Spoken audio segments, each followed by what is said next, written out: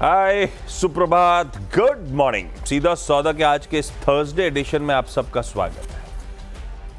Technically क्या है, mind body एकदम अकस्टम्ड है कि वेडनेसडे आया नहीं, उसके बाद आप थर्सडे फ्राइडे आप एकदम ढलान पे हो, मस्त खत्म। इस हफ्ते वो सिस्टम गड़बड़ा गया है, तो अभी माइंड और बॉडी कॉन्फ्लिक्ट में चली गई है। ऐसे कुछ अजीब सी फील नहीं आ रही बीरू? अरे जनाब, आपसे ज़्यादा मेरे को आ रही है। मुझे तो 2 यात्राएं भी करनी है अभी, 7-7 घंटे की। सोचिए ना, 7-7 घंटे की। अच्छा, अब वैसे घर टू अच्छा, ये बताइए, घर टू गेस्ट हाउस 7 घंटा तो पकड़ लिया मैंने, सही कह रहा हूँ। अच्छा ये बताओ, सबके सब अगर यूं ही OTT पे रिलीज का इंतजार करेंगे, इसलिए तो 52 हफ्ते के लो पे है PVR। देखी नहीं थी क्या इस बार हॉल में? सब चलचित्र यही देखते हैं जनाब। ऐसा नहीं है, मैं आमतौर पे आप जानते हो मैं कई सारी मूवीज निपटाता हूँ PVR में, छोड़ता नहीं हूँ। पर पता नहीं पुष्पा 2 में कोई मन नहीं था इस बार एक एफर्ट डालूं जाऊं, क्योंकि फीडबैक भी अच्छे नहीं थे, ट्रेलर देख के मजा नहीं आ रहा था, और मेरे जो सीक्वल्स में ज्यादा भरोसा रहता नहीं है हिंदुस्तान में, क्योंकि आप बिना बात के किसी चीज का एक पॉपुलर हो गई तो आप उसका फायदा उठाने के लिए सीक्वल ला रहे हो प्रैक्टिकली, और कुछ नहीं कर रहे। OTT तक, हालांकि fact of the matter is मैंने पुष्पा 1 भी OTT पे ही देखी है, तब मिस हो गई थी। ये वर्ड ऑफ माउथ से फैली थी, याद होगा आपको पुष्पा 1। मैं OTT पे कंप्लीट कर रहा हूँ पाताल लोक, और अद्भुत उसने ने मेरे को ट्रैप किया, तो आज फ्लाइट में वही निपटाऊंगा। खैर, दिन कैसा लग रहा है आशीष आपको आज? जैसा एक्सपेक्टेड था वैसे संकेत है भाई साहब। अब आप मीन बैंक निकाल लो कि यूएस ने कुछ नहीं करा, कोई फेड ने कुछ नहीं करा। कल रात में दरअसल फेड का आउटकम आना था, वो ब्याज दरों का फैसला, पहला 2025 का और पहला ट्रंप 2.0 का। पहली बार फेड की बैठक हो रही थी ट्रंप साहब के आने के बाद। बिल्कुल एक्सपेक्टेड था, क्लियर कट पाथ पहले ही फेड ने बता दिया था कि अब नहीं कटेंगे, साल में 2025 में 2 रेट कट्स आएंगे तो आएंगे, ऐसा डॉट प्लॉट इंडिकेट कर रहा था। अब तो वो भी थोड़ी सी पिक्चर हेजी हो गई है, और होनी भी चाहिए। फेड को, हमको, आपको, किसी को नहीं पता ट्रंप साहब की पॉलिसीज एक्चुअली क्या होंगी और फिर उसका किस तरह का इंपैक्ट होगा। यही बात पॉवेल साहब ने भी कही अपनी कॉन्फ्रेंस में। एक तो दरों में कोई छेड़छाड़ नहीं हुई, जैसा एक्सपेक्टेड था, वाइडली नहीं करने वाले थे, क्योंकि अब अनसर्टेनिटी है, इन्फ्लेशन अभी भी, और इन्फ्लेशनरी पॉलिसीज है नई सरकार की।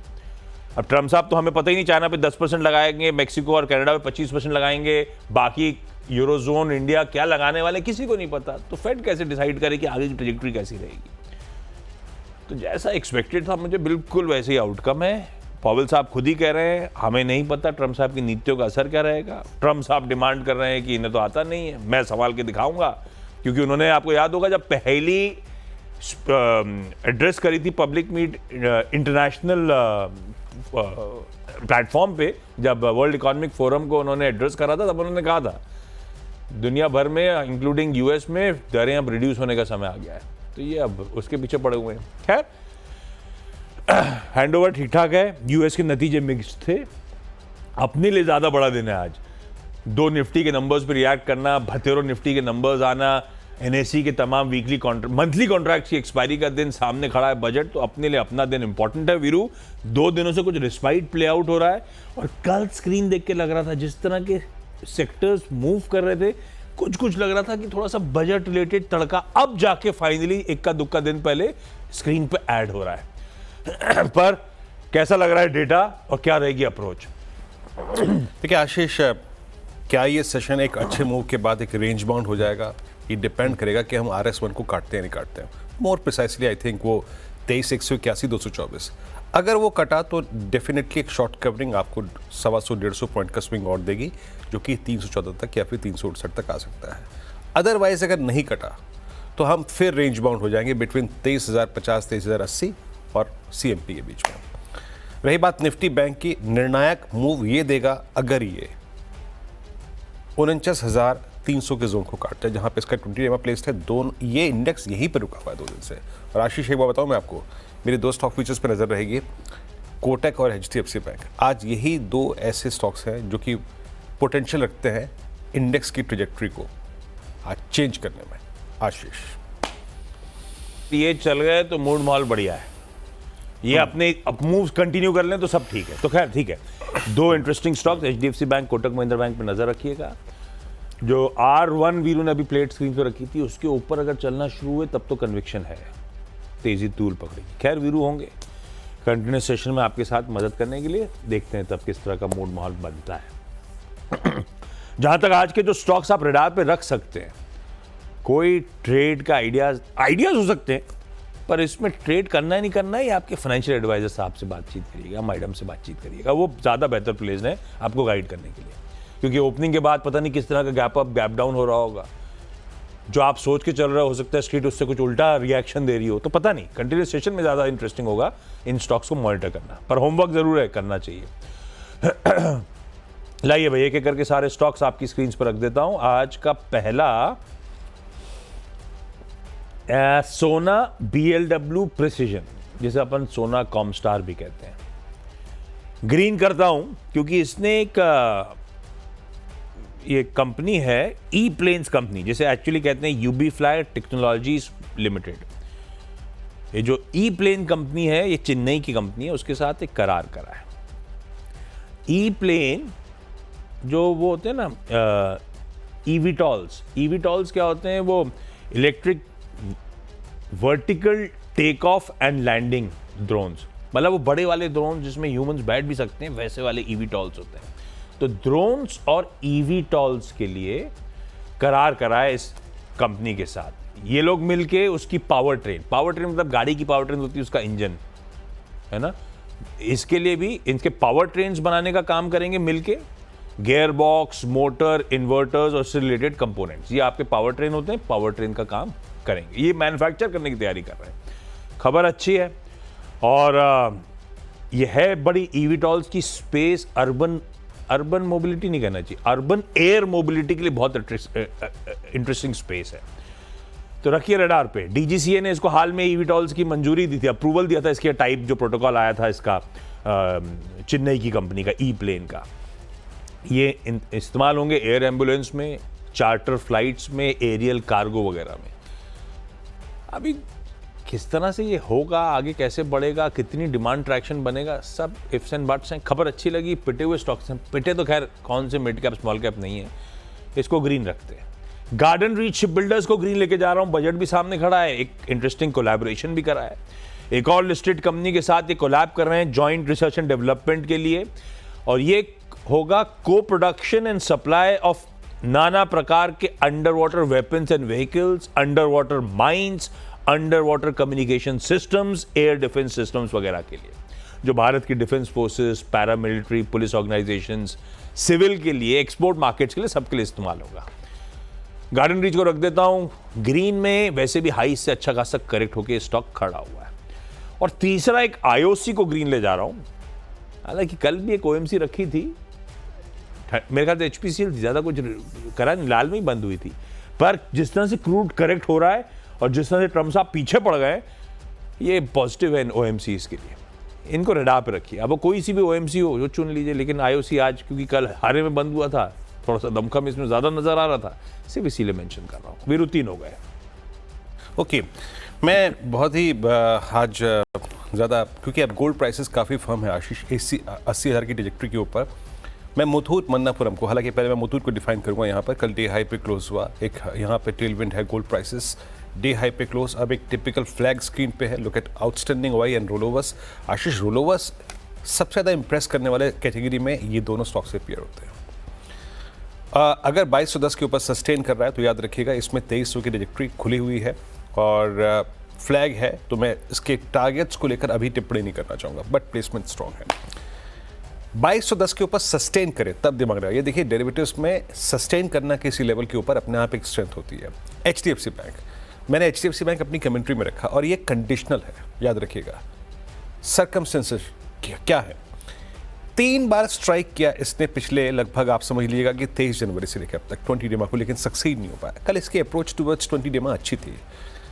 अगर ये स्टॉक अब अगर किसी भी सर्कमस्टेंसेस में 1690 के ऊपर स्टेबल रहे तो ये शायद एक 17 और 10 और 20 का स्कोप खोल दे, जहां पे इसके 2 और एवरेज अलाइंड है। HDFC बैंक पुश देगा निफ्टी बैंक को भी, तो ये सर्कमस्टेंशियल है। अगर ये 1680 1682 के ऊपर स्टेबल हो तो ये खुद के लिए भी और निफ्टी बैंक के लिए भी एक रास्ता तैयार करेगा। SRF, अब देखिए SRF में आप मुझे कहेंगे कि नंबर्स 100 हैं और इनफैक्ट मार्जिन्स थोड़े से घटे भी हैं, बट मैं ज़्यादा इम्प्रेस हूँ पूरे केमिकल की पोजिशनिंग को लेकर। यूपीएल, दीपक नाइट्राइट, नवीन फ्लोरीन और एसआरएफ सबकी प्लेसमेंट अव्वल दर्जे की है।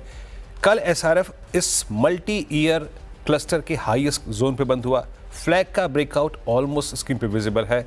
तो मैं फिर कह रहा हूँ, नंबर्स हैं, माइट भी मैं गलत भी जाऊँ, बट अगर ये 2670 80 के ऊपर सस्टेन रहा तो समझ लीजिएगा कि ये एक अच्छे मूव के लिए प्रिपेयर हो रहा है एसआरएफ। आशीष। ठीक बात है। अगले स्टॉक्स में ब्लू स्टार, नतीजे अच्छे लग रहे हैं। आय 25%, उसके सामने एबिटा 35% का जंप और मार्जिन 60 बेसिस पॉइंट्स का इंप्रूवमेंट। ग्रीन रखा है मैंने और एक्सपेक्टेशन से सारे नंबर्स जो मैंने पढ़े बेहतर है। मिसाल के तौर पे मार्जिन स्ट्रीट एक्सपेक्ट कर रहा था 7%, 7.5% आए। ऐसे ही ब्लू डार्ट एक्सप्रेस, दोनों साथ में रख दिए, मैचिंग थे। डिसेंट नंबर्स हैं। आय 9-10% बढ़ी, उसके सामने एबिटा 12% बढ़ा, मार्जिन इसके भी 40 बेसिस पॉइंट्स का इंप्रूवमेंट दिखा रहे हैं। ग्रीन करा। और आस्क ऑटोमोटिव, एएसके ऑटोमोटिव्स, अच्छे नंबर्स हैं। आय 20%, एबिटा 38% का जंप, मार्जिन 10.5% वाले 12.1 पे, यानी कि 160 बेसिस पॉइंट्स का इंप्रूवमेंट है। ग्रीन कर दिया। नतीजे तीनों अच्छे थे। वीरू 6 हो गए। ओके, मेरे जेके सीमेंट, आशीष, जेके सीमेंट कल हाईएस्ट क्लस्टर पे क्लोज हुआ और पूरे सेक्टर में एक हफ्ता हो गया जनाब। अल्ट्राटेक सीमेंट के नंबर के बाद सब में बहुत स्ट्रॉन्ग बाइंग है। सुपर स्ट्रॉन्ग हालांकि जेके सीमेंट याद रखिएगा, कल हाई पे क्लोज हुआ with strong OI and roll over patterns. Ramco cement मैंने इसी सेक्टर से पिक किया है। अब जेके सीमेंट ऑल टाइम हाई पे है, but Ramco cement reversal from lower levels. इसने रिवर्सल में कल 50 डेमा को लास्ट एवरेज को टेस्ट किया। अगर 930 के ऊपर स्टेबल रहा तो ये स्विंग प्रोवाइड करेगा। और शुक्रवार के नज़दीक आते आते बेश है आपकी स्क्रीन पे ब्रेवरीज, एक स्ट्रॉन्ग पुल बैक। कल 2073 पे क्लोज हुआ, 2090-2080 के ऊपर सस्टेन रहा तो 2150 का लेवल खुल जाएगा। आशीष और मैंने यहाँ पर 6 स्टॉक्स का तर्क रखा, याद रखिएगा। मैंने प्लेसमेंट एवरेजेस के ऑप्शंस के आधार पे, पुट राइटर्स के आधार पे की और आशीष ने नंबर्स के आधार पे।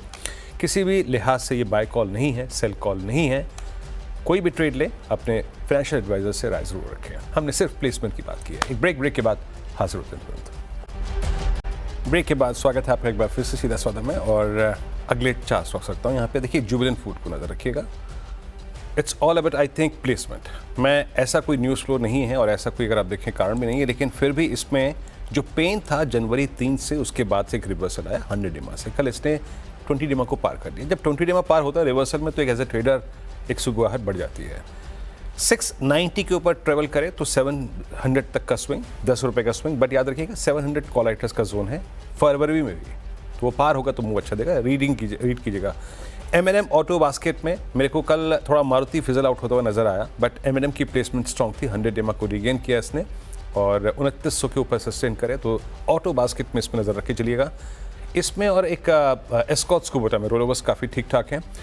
मैंने मुथूट का जिक्र पहले ही कर रखा है, मन्नापुरम का यहाँ वकालत करूँगा। देखिए, दोनों स्टॉक्स को एक साथ ही नहीं, लेकिन एक एक करके प्रोसीड करिएगा अगर करना भी होगा। 200 की कॉल यहाँ बिकी हुई है अभी भी। कल डे हाई पे क्लोज हुआ, बट अगर 200 पार होता है कॉल राइटर्स का जोन तो अच्छा मूव देगा।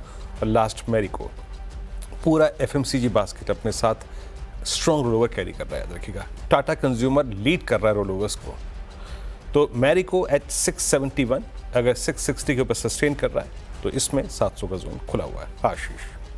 ओके, कुछ और नतीजे। 2 होटल स्टॉक्स अच्छे नंबर्स हैं भाई साहब। सामी होटल्स, रेवेन्यू 10% साल दर साल इंप्रूव हुआ, एबिटा 30% का जंप, तो मार्जिन 31.7 वाले 37.3% पे 600 बेसिस पॉइंट से ज्यादा का इंप्रूवमेंट और घाटे से मुनाफे में आ गया। शैले होटल्स, आय 22% बढ़ी, एबिटा 23% बढ़ा, मार्जिन में 20 बेसिस पॉइंट्स का इंप्रूवमेंट है। बढ़िया 44-45% पे मार्जिन खड़े हुए हैं और मुनाफा 37% का जंप। दोनों होटल स्टॉक्स के नंबर्स अच्छे हैं। ब्रिगेड इंटरप्राइजेस, मैं इंटरनल्स देख रहा था, मुझे अच्छे लगे। साल दर साल क्यू ऑन क्यू वैसे भी परफॉर्मेंस अच्छी दिखेगी आपको।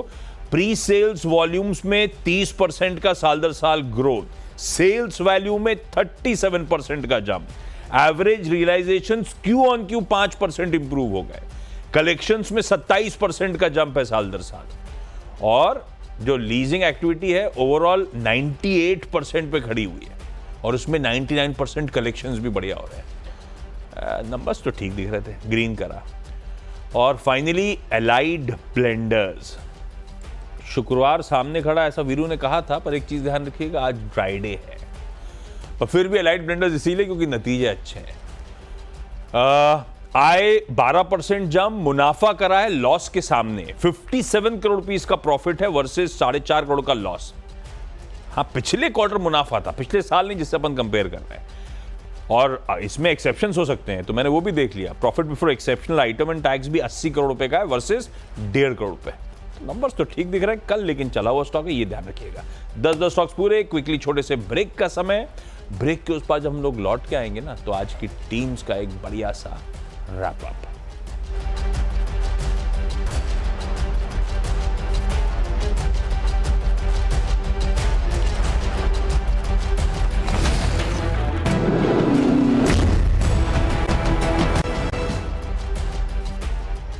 स्वागत है कार्यक्रम में एक बार फिर से आपका, और ये टीम्स हमारी आपकी स्क्रीन पर। मेरी टीम में आज कॉम्बिनेशन है एनबीएफसीज का, गोल्ड एनबीएफसीज का, कुछ एफएमसीजी काउंटर्स का और केमिकल बास्केट का। Muthoot finance, Manappuram finance, 2 stocks. FMCG में मैंने मैरिको को पिक किया है, यूनाइटेड ब्रेवरीज को पिक किया है। सीमेंट स्पेस में स्ट्रॉन्ग रोल ओवर, प्लेसमेंट बहुत स्ट्रॉन्ग, जेके सीमेंट और रैमको सीमेंट्स। और केमिकल बास्केट में मैंने एसआरएफ को इंक्लूड किया है, और एक क्रिटिकल स्टॉक है सर्कमस्टेंशियल, वो है एचडीएफसी बैंक। 1680-85 पर ये क्या करता रहा, क्रिटिकल होगा। आशीष। ओके, मेरे 10 स्टॉक्स भी आपकी स्क्रीन पे अलग अलग रीजन से जरा मेंशन्ड है, पर आप जरा सा कॉशियस रहिएगा। सोना BLW, garden reach ship builders, खबरों की वजह से दोनों ने करार करे। आईओसी क्योंकि क्रूड लगातार करेक्ट होते ही चले जा रहा है, और उसके बाद सब नतीजे, Blue Star, Blue Dart, ASK, SAMHI Hotels, Chalet Hotels, Brigade Enterprises, Allied Blenders, सब अपने क्वार्टर 3 परफॉर्मेंस से चलते ग्रीन में रखे।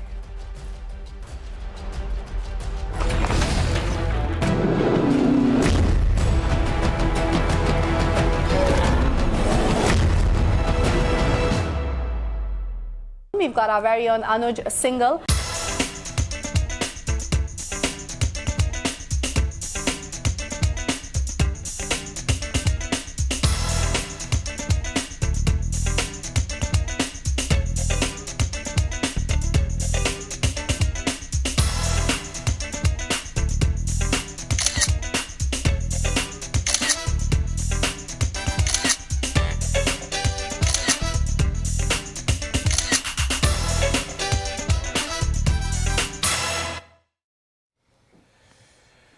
अरे वाह, जन्मदिन की आपको भाई साहब हम सब की तरफ से ढेरों शुभकामनाएं। ओके, आप बढ़िया कैप्चर करें वो सारे मोमेंट्स, वो अर्ली 2000 से जब आप लिंक कर रहे हैं। अपन हमारे एक वो होता था, क्या कहते थे उसका, अपन जिस पे चढ़ के जाना पड़ता था, उस पे खड़े होकर लिंक करते थे।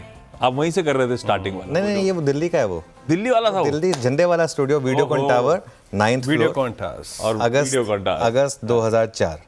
अगस्त 2004 का है वो, ये वाला जो आपने वो अगस्त 2004 का। उससे पहले उसके बाद वाला जो आपने देखा, वो बिल्कुल जो वो हम लोग उसको सीढ़ियों टाइप का टीला, हाँ, वो वहाँ से था। बट वो जो सबसे पहला आपने देखा था वो अगस्त 2004 का था। और वो एक्चुअली उसकी भी कहानी है आशीष। एक दिन सुबह सुबह जो हमारे उस समय के एडिटर थे, उन्होंने तुरंत बोला कि आज ही तुम्हें लिंक करना है। और मैं तो उस समय मतलब ऑन एयर आता नहीं था, तो शेव वेव भी नहीं करता था, कुछ नहीं, तो और टी शर्ट वगैरह पहन के आता था। तो उन्हीं के वार्डरोब से उनकी शर्ट ली, उनकी टाई ली, शेव करा के आया और लिंक किया उस दिन। और गॉड्स बिन काइंड एक्चुअली, और थैंक यू सो मच। और हमारे सभी व्यूअर्स का भी बहुत बहुत शुक्रिया। काफ़ी व्यूअर्स मुझे मैसेज कर रहे हैं, सबको शायद मैं पर्सनली रिप्लाई ना कर पाऊँ, लेकिन आप सबकी विशेज़ को मैं बहुत तहे दिल से शुक्रिया अदा करता हूँ। सबको मैं बहुत इज़्ज़त देता हूँ, और आप सब लोगों की वजह से ही मैं हूँ। और ऑब्वियसली मेरी टीम, क्या ही कहूँ उसके बारे में, I think best team in the business. Thank you so much आप सभी का, और बहुत बहुत शुक्रिया मुझे इतना प्यार देने के लिए। और अब जैसे कहते हैं ना, अब मैं लाइफ के उस पड़ाव में आया हूँ जहाँ पर हम 50 से करीब हैं बजाय कि 40 के। आज 45 हो गया मेरा, 45 ईयर्स का हो गया मैं, तो अब हम 50 के ज़्यादा करीब हैं बजाय कि 40 के। तो ये थोड़ा सा बस यही उम्मीद रहेगी कि सब कुछ अच्छा चलता रहे, और ग्रैटिट्यूड सबके लिए, भगवान के लिए सबसे पहले, और मेरी टीम के लिए, हमारे व्यूअर्स के लिए, मेरी फैमिली के लिए, सबके लिए बहुत बहुत gratitude. Thank you so much. Anuj, मेरी तरफ से भी जन्मदिन की बहुत बहुत शुभकामनाएं। ईश्वर करे इस साल और समृद्धि मिले, स्वास्थ्य मिले और मन की शांति। अच्छा आशीष, मैंने फ्लाइट अच्छे दिन बुक कराई है, हैं? भाई साहब, ये आपको पहले से पता था? वही मैं सोच रहा था कल क्यों नहीं बुक करी इन्होंने। भाई बजट तो सैटरडे को है, तो फ्राइडे को आना चाहिए था। ये स्मार्टली आज ही निकल के आ रहे हैं। नहीं, अच्छी बात है वीरू, और आज आइए आप, स्वागत है आपका। और इस बार थोड़ा सा बस ये हो गया कि बर्थडे के रंग में थोड़ा भंग पड़ गया, क्योंकि वीकेंड पे भी हम बजट में जुड़े रहेंगे। लेकिन वीरू, आपका बहुत बहुत स्वागत है। और जैसा मैं कह रहा था, अच्छा एक चीज़ मैं और ऐड करना चाह रहा था एक्चुअली, जो मैं बात करता हूँ ना ग्रेटिट्यूड की। देखिए, मैं तो अपने आप को बहुत लकी मानता हूँ। क्यों? क्योंकि आज की डेट में मैं जिस पोजीशन पर हूँ, मुझे लगता है कि मुझसे हो सकता है कि कहीं ज़्यादा क्वालिफाइड लोग, कहीं ज़्यादा टैलेंटेड लोग होंगे जो शायद इस पोजीशन पर नहीं आ पाए। तो मुझे वो भगवान ने मौका दिया, और उस मौके के साथ एक रिस्पॉन्सिबिलिटी भी दी है, क्योंकि हम इतने बड़े जो रिटेल ओरिएंटेड चैनल है, जो लोग देखकर अपने फाइनेंशियल डिसीजन बनाते हैं, उसकी रिस्पॉन्सिबिलिटी हमारे पास है। तो इसके लिए, और इसके लिए मैं अपने आप को बहुत खुशकिस्मत मानता हूँ। और थैंक यू सो मच एक बार फिर से आप सभी के लिए, और एक बार फिर से मेरी टीम के लिए बिल्कुल थैंक यू सो मच, जो इतना आप लोगों ने मुझे प्यार दिया उसके लिए। ध्यान लगा दी सुबह से उन्होंने। क्या मोन्टाज है, क्या ब्यूटीफुली पूरी जर्नी को कैप्चर कर रखा है। बिल्कुल, बहुत अच्छा लग रहा है। फिर दिखाएंगे बाद में आगे। लेकिन अब आज के मुनाफे की तैयारी की तरफ बढ़ा जाए।